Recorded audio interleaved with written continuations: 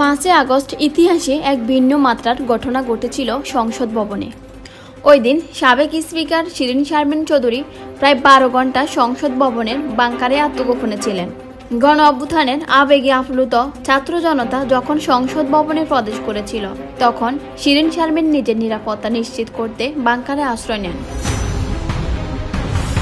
সংশ্লিষ্ট একটি সূত্র জানিয়েছে, সাবেক স্পিকার শিরিন শারমিন চৌধুরী ছাড়া আরও কয়েকজন গুরুত্বপূর্ণ ব্যক্তি, সাবেক ডেপুটি স্পিকার শামসুল হক টুকু, সাবেক আইসিটি প্রতিমন্ত্রী জুনাইদ আহমেদ পলক এবং সাবেক হুইপ ইকবালুর রহিম ও নাজমা আক্তার তার সঙ্গে ছিলেন। সংসদ ভবনে সেদিন লাখো ছাত্র জনতা অবস্থান করেছিল। তাদের উপস্থিতিতে সংসদ ভবন ছিল উত্তপ্ত এবং প্রত্যেক মুহূর্তে ভয়ে কাঁপছিলেন নেতারা।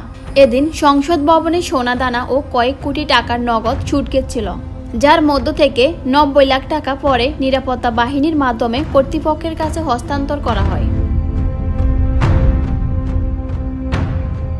ঘটনার দিন বেলা 2:31 এসএসএফ সদস্যরা 7টি গাড়ি নিয়ে সংসদ ভবনে প্রবেশ করেন। তারা প্রথমে অফিস কক্ষে গিয়ে অস্ত্রশস্ত্র নিয়ে বের হয়ে যান। এরপর ছাত্র জনতা সংসদ ভবনের দিকে আসতে থাকে।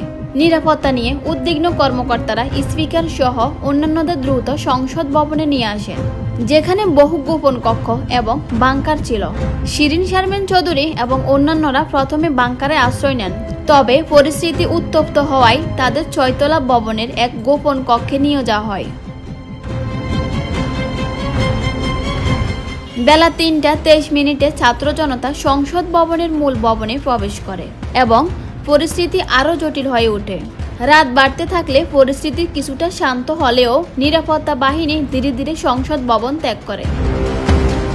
সারা রাত সংসদের গোপন কক্ষে কাটানোর পর রাত আনুমানিক 2:30টায় সংসদের সার্জেন্ট এট আর্মস সেনাবাহিনীর সাথে যোগাযোগ করেন। একদল সেনা সদস্য স্পিকার শিরিন শারমিন চৌধুরীকে নিরাপত্তা দিতে ক্যান্টনমেন্টে নিয়ে যান। অন্যরা বিভিন্ন কৌশল অবলম্বন করে নিরাপদে অবস্থান নেন।